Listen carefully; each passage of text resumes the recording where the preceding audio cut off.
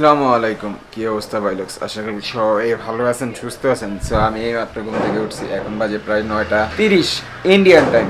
তো কালকে সারা রাত্র বৃষ্টি হয়েছে, সকালে 3টার দিকে যাওয়ার কথা ছিল হচ্ছে টাইগার হিলে, সেটা আজকে যেতে পারি না, ইনশাল্লাহ আগামীকালকে যাবো। আজকে দার্জিলিং এর আশেপাশে যতটুকু পসিবল এক্সপ্লোর করব। আর এখন ব্রেকফাস্ট করতে উপরে যাব।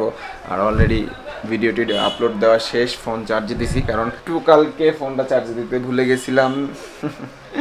সো ফোনগুলো এখন চার্জে দিছি, আমি উপরে গিয়ে একটা ব্রেকফাস্টের নাস্তা টাস্তা করে তারপর আসবো।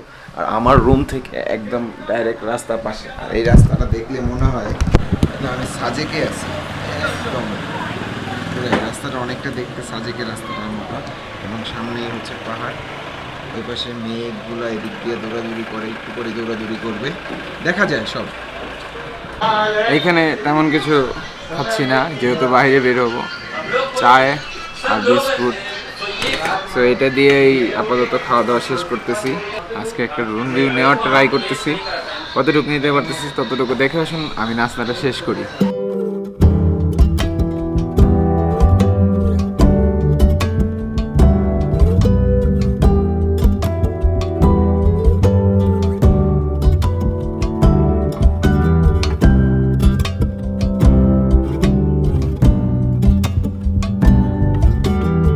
কেমন লাগলো ড্রোন শট অবশ্যই কমেন্ট করে জানাবেন। আর আমি এখন যাচ্ছি হচ্ছে গিয়ে দার্জিলিং শহরের দিকে, দেখি কতটুকু এক্সপ্লোর করা যায়। তো এখন সময় বাজে প্রায় 12:55, নাস্তা টাস্তা করে বের হইলাম, একটু রেস্টেস নিয়ে ড্রোন ভিউ টিউ নিয়ে একটু টাইম হয়ে গেছে। যাই হোক, হোয়াট এভার, চলুন বাইকে চলে যাই, তারপরে বাকি কথা হচ্ছে। বিসমিল্লাহির রহমানির রহিম। সো এখন যাব হচ্ছে রক গার্ডেন। আগে রক গার্ডেন গিয়ে দেখি কিছু ভিউ পাওয়া যায় কিনা। যদি রক গার্ডেনে ভিউ পাওয়া যায় তাহলে তো আলহামদুলিল্লাহ। সো আমি যেই হোটেলটায় আছি সেটা হচ্ছে লবং, আর এখান থেকে রক গার্ডেন প্রায় 9 কিলোমিটার। সবচেয়ে ভালো কথা হচ্ছে ওয়েদারটা আজকে খুব ভালো আছে। রাত্রে প্রচুর পরিমাণে বৃষ্টি হয়েছে, কিন্তু সকাল থেকে রোদ আছে মোটামুটি। সো আশা করি ঘুরে ভালো মজা পাওয়া যাবে। সো এখনো আকাশটা ক্লাউডি আছে, এবং এইখানে যথেষ্ট পরিমাণ সেফটি নিয়ে রাইড করতে হয়, এবং ইউটার্ন করার সময় দেখে শুনে বুঝে করতে হয়। একটু পরপর লোকেশনের ম্যাপিং চেঞ্জ হয়। সো বললো যে আগে উপরে যাইতে, উপরে যায় দেখি। সো আমার বাইকটা প্রায় 115 কিলোমিটারের মতো রাইড হয়েছে, মাত্র 1 দাগ ফুয়েল শেষ হয়েছে। দেখি কেমন মাইলেজ পাওয়া যায়। জজ বাজার, সো দার্জিলিংয়ের জজ বাজারের রোডটা দিয়ে যাচ্ছি, দার্জিলিং স্টিম। সো এদিক দিয়েই দেখাচ্ছে রাস্তা, কিছু করার নাই, গুগল ম্যাপ যেদিক দিয়ে নিয়ে যাবে ওই দিক দিয়ে যাইতে হবে।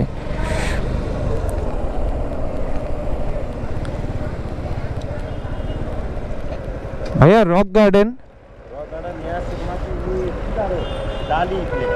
डाली ठीक है। আসলে পুলিশগুলো খুব হেল্পফুল, জিজ্ঞাসা করলেই বলে দেয়, কারণ এটা হচ্ছে 1 লেন রোড, নো এন্ট্রি। সেহেতু আমার জানা নাই বিদায় আমি দেখতেছিলাম শুধু আসতেছিল, যাচ্ছিল না, যার জন্য আমি আবার জিজ্ঞাসা করলাম যে ভাই রক গার্ডেনের রাস্তাটা কোন দিক দিয়ে। সো এরকম অনেকেরই কালকে জিজ্ঞাসা করে গেছি, কারণ অনেক রাস্তা আছে যেটা অনলি সিঙ্গেল এন্ট্রি, যার জন্য অনেক বুঝে শুনে তারপরে যাইতে হয়। বুলেট থাকলে বুলেটের সাউন্ডাই মাথাটা খারাপ করে দেয়। আর এইখানে মোটামুটি 10টা বাইকের মধ্যে 2টা বাইক বুলেট দেখা যায়, আর সবাই মোটামুটি দেখা যায় যে স্টার্সের হেলমেট, এক্সোরের হেলমেট, স্টিল বার্ড এইসব হেলমেটই পরে। এখন পর্যন্ত ভালো কোনো ব্র্যান্ডের হেলমেট আমার চোখে পড়ে নেই, বাকিটা দেখি নাই এখনো। ভাইয়া জি রক গার্ডেন।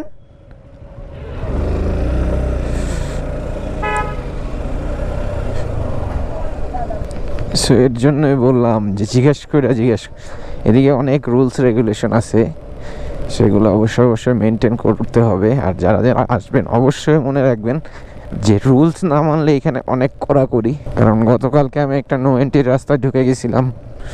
সো যদি আমি টুরিস্ট না হইতাম হয়তো তারা আমাকে কেস দিতে পারতো, বাট অফিসার যিনি ছিলেন উনি ভালোভাবে এবং রাস্তাটাও ঠিকঠাক মতো আমাকে বুঝিয়ে দিছিল, যার জন্য আমি আবার চলে যাইতে পারছি। 45 ডিগ্রি অ্যাঙ্গেলে নিচে নামতেছি। সো এটা তো অনেক এক্সপার্ট ড্রাইভার, আমি তো আনএক্সপার্ট রাইডার এখানে। সো যার জন্য আমি বেশি একটা সেফটি মেনটেন করে নামতেছি। আর এই জায়গাগুলো দেখলে মাথাটা পুরো খারাপ হয়ে যাচ্ছে। জানি না আপনারা কতটুকু ভিজিবিলিটি দেখতেছেন, আমি কিন্তু পুরো একদম স্টপে মারলে যেমন হয় এমন দাঁড়াইছি। সো অলি গলি দিয়ে যাচ্ছি। এই যে অলরেডি মেঘ চলে আসছে, আমরা এখন মেঘের মাঝখানে চলে যাব।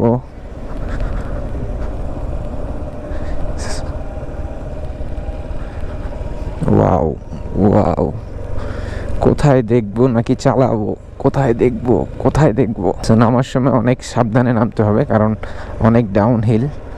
এইখানে সাবধানতা অবলম্বন করা অনেক জরুরি আমার জন্য। এই রক গার্ডেনে চলে আসলাম। সো আসার সাথে সাথে একটা ঝর্ণা দেখলাম, ঝর্ণাটা সেই ভালো লাগছে। সো এইখানে বাইক পার্কিং করব। বাইক পার্কিং এর জায়গা কই? Rock garden. Welcome to Chunnu summer falls rock garden. So অনেক আসার সাথে সাথেই হচ্ছে গিয়া দেখলাম হচ্ছে গিয়া ঝর্ণাটা, মাথাটা খারাপ হয়ে গেল। প্রচুর পরিমাণে রোদ আর গরম, এর মধ্যে আবার ক্লাইম্বিং করে উপরে উঠতেছে। আর জায়গাটা খুবই ভালো, যেমন চাচ্ছিলাম যে ঘুরবো আর এক্সপ্লোর করবো ওইরকমই হচ্ছে। বাট রক গার্ডেনে চাইছিলাম একটু ড্রোন উড়াইতে দিল না, কারণ হচ্ছে গিয়া 500 রুপি লাগবে। সো একটা ড্রোন ক্লিপসের জন্য 500 রুপি আমার জন্য একটু বেশি হয়ে যায়। যেহেতু এক্সপ্লোর করতে আসছি, টাকার দিকেও হিসাব করতে হবে। বাট 360 ভিউ দিয়ে দেবো।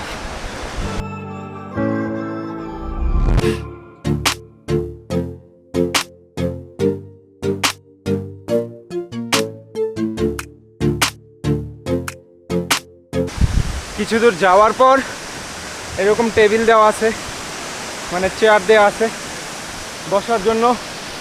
যারা কাহিল হয়ে যায় আমার মতো, তাদেরকে একটু বসে রেস্ট নেওয়ার জন্য। আর আমার পিছনের ভিউটা হচ্ছে এরকম, তা আপনারা এখন দেখতে পারতেছেন। অনেকখানি রাস্তা হাঁটতে হয়, ভালোই লাগতেছে। একটা ইউলোপ আছে, পুরো ইউটার্ন সার্কেল রুট। আপনি এদিক দিয়ে আইসা চাইলে ওই পাশ দিয়ে যাইতে পারবেন। এটা অনেক ভালো দিক, একদিক দিয়ে গেলাম আর একদিক দিয়ে আসলাম, সেটা অবশ্য ভালো দেখায় না। জানি না দেখা যাচ্ছে কিনা। ওই যে একদম নিচে সোলার প্যানেল, এই জায়গাটায় ওই যে সোলার প্যানেল, ওইখান থেকে আমি হাইটে এদিক দিয়ে ঘুরে তারপরে হচ্ছে এখানে আসছি। আর এখন নিচে চলে যাচ্ছি, উপরে আরো স্পেস আছে, বাট আরো উপরে যাইতে চাই না, আরো এক্সপ্লোর করতে হবে। সে এইখানে শুধু রক গার্ডেনে ঝর্ণাগুলোই আছে এবং খুব সুন্দর একটা গুছানো সাজানো প্লেস, চাইলে আসতে পারেন। শহর থেকে 8 কিলোমিটার দূরে। সো কথাগুলো একটু আমি হাঁপাচ্ছি, কিছু মনে করেন না, কারণ বুঝতেই পারতেছেন ট্রেকিং করে উঠছি অনেকখানি। এই জিনিসটা দেখে খুব ভালো লাগছে। ময়লা ফেলানোর জন্য একটা ভাস্কর্য দেওয়া আছে, ভাস্কর্যের মধ্যে হচ্ছে গিয়ে ডাস্টবিনটা দেওয়া আছে। So nice. এবং সবাই ময়লা এই জায়গায় ফেলাইতেছে। এখন পর্যন্ত আমি কোনো একটা ময়লা বাহিরে কাউকে ফেলাইতে দেখিনি। সো একটু এটার ভিতর দিয়ে যাই।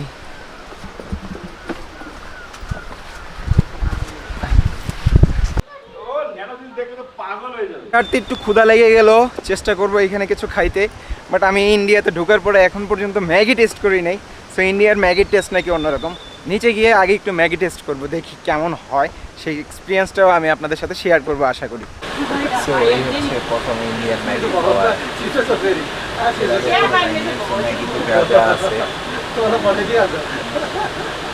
কাঁচামরিচ আছে, পেঁয়াজ আছে, টমেটো আছে, আর কিছু যেন দিছে। সো এইগুলো সবই আছে। আর বিশেষ করে খাওয়ার টাইমে কথা বলতে নাই, আগে খাবো তারপরে বাকি কথা।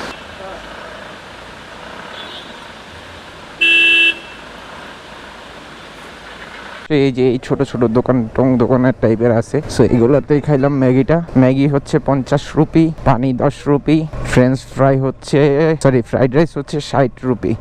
সো ম্যাগিটা টেস্ট করার অনেক ইচ্ছা ছিল, তাই ম্যাগিটাই আগে টেস্ট করলাম। আর এখন আমি যাচ্ছি বাতাসিয়া লুপ। সো এইখানে গিয়ে তারপর দেখবো। আর রক গার্ডেনে ঢোকার জন্য টিকিট লাগে। সো 20 রুপি হচ্ছে টিকিট। সো আমি যখন ঢুকতে চাইছি তখন দিদির কাছে টিকিট ছিল না, বলছে আসার সময় আপনি ব্যাক করবেন যখন তখন নিয়ে যান। সো যখন আমি ব্যাক করছি তখনও টিকিট ছিল না, পরে আর টিকিটের টাকাটা উনি নেয় নাই। সো এই হচ্ছে গিয়া রুলস, যদি আমার কাছে টিকিট না থাকে সে আমাকে ফেরত দিয়ে দিছে। টাকা রাখে নাই, তার কাছে টাকা রাখাটা হয়তো বা মানে কি বলবো রুলসে নাই, বেআইনি হয়তো, যার জন্য উনি আর টাকাটা রাখে নাই। আমার বলছে আপনার লাক ভালো তাই আপনি ঘুরে গেলেন ফ্রিতে, এতটুকুই বলছে। চাইছিলাম ভিডিওতে নিতে, বাট একটা জিনিস, একটা পারমিশন ছাড়া ভিডিও নেওয়া যায় না। আসার সময় তো খালি নামছি, এখন তো উঠবো, কিন্তু রাস্তা তো ওঠার একটু খারাপ, সাবধানে উঠতে হবে, ডিফারেন্ট রুট করতে হবে, যেদিক দিয়ে যাব ওদিক দিয়ে আসা যাবে না, ভিউ চেঞ্জ করে দেখতে হবে, তাহলে রাইডটা মজা হবে, এক্সপ্লোর করতেও ভালো লাগবে, এবং আপনারা যারা দেখতেছেন ভিডিওগুলো তাদের কাছেও ভালো লাগবে। রাস্তা দিয়ে যেতে হবে বাতাসিয়া লুপ। সো কাছেই ছিল, ওখান থেকে দেখাচ্ছিল হচ্ছে 5.8 কিলোমিটার। সো আমি মোটামুটি একটু উপরে চলে আসছি। সো এখান থেকে দেখাচ্ছে 4.3 কিলোমিটার। সো আমি কি কালকে এই রাস্তা দিয়ে আসছি কিনা আমার ঠিক খেয়াল নাই। সো জনি ভাই বলছিল যে আপনার যাওয়ার পথে বাতাসিয়া লুপটা পড়বে, আপনি চাইলে দেখে যান। সো আমি ভাবলাম যে থাক, একবারে যেহেতু কালকে রাইডটা শুরু করছি, রেস্ট এরও একটা ব্যাপার ছিল, কালকে রাইডটা করে এসে মাথাটা ঠান্ডা করে আজকে ঘুরতে বেরোইছি। এবং প্ল্যানিং হচ্ছে গিয়া আমি যেখানটায় যাব একটা দিন স্টে করব ওই জায়গাটা এক্সপ্লোর করার জন্য, বাকিটা উপর আল্লাহ জানে কতটুকু কী করতে পারবো না করব, কতটুকু আপনাদের সাথে শেয়ার করতে পারবো। আসছি বাতাসিয়া লুপ, সো বেশিক্ষণ লাগে নাই। সো এটাই Batasia loop, Batasia war memorial দেখলাম। সো এটাই যাই, গিয়ে একটু ঘুরে আসি, দেখা যাক। সো আমি চলে আসছি বাতাসিয়া লুপে, এটা হচ্ছে বাতাসিয়া ওয়ার মেমোরিয়াল। সো এখান থেকে টিকিট কালেক্ট করতে হবে, টিকিটের মূল্য হচ্ছে 30 টাকা। সো উপরে ট্রেন আছে, ট্রেনও মেবি উঠতে পারবো কিনা জানি না। কিতনা এক। সো এইখানে একটা কথা আমার খুব ভালো লাগছে, সেটা হচ্ছে Darjeeling clean and green. So এরকম আমাদের হওয়া উচিত, সব কিছু পরিষ্কার পরিচ্ছন্ন রাখা উচিত।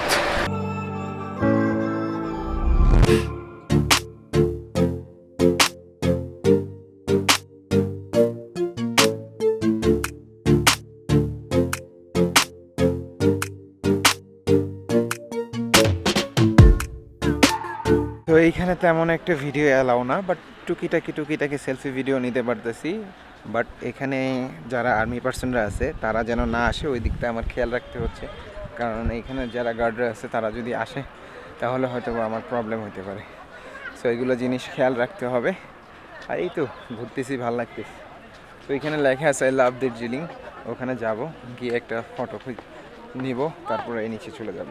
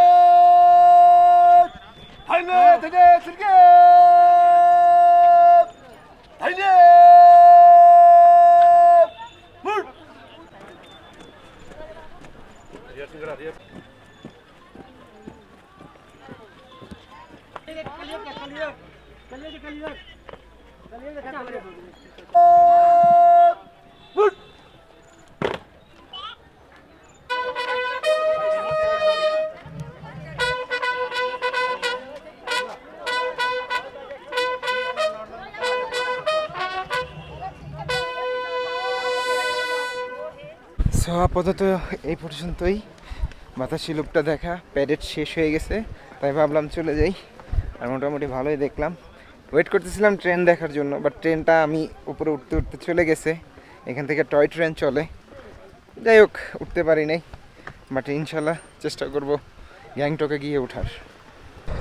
বাতাসিয়া লুপ থেকে নামলাম, আর সাথে সাথে পুরো এই জায়গাটা মেঘে ঘেরাও করে ফেলছে, যে অলরেডি মেঘ একটু দেখা যাচ্ছে। আর আমি চেষ্টা করব আপনাদের সাথে যতটুকু পারার শেয়ার করার এক্সপিরিয়েন্সগুলো। কি এই যে সব মেঘ আসতেছে, সে একটা জিনিস, এই যে পুরাটাই মেঘে ঘিরে ফেলছে একদম পুরা। Wow, wow wow, just wow. So এখন রাইড করতেছি একদম পুরো মেঘের মাঝখান দিয়ে। আরও মেঘ আসবে, মানে ফ্লো হচ্ছে মেঘের এই দিক থেকে ওদিকে যাচ্ছে। আরেকটা জিনিস হচ্ছে, যারা এই বাইক নিয়ে ট্রাভেল করতে আসবেন না কেন, একটা জিনিস মনে রাখবেন, রাস্তাগুলো খুব ন্যারো। আপনার সাইড ছাড়া যেন অন্য কোনো সাইডে, হাই, সো এদের সাথে দেখা হয়েছিল। সো এরা এইখানে,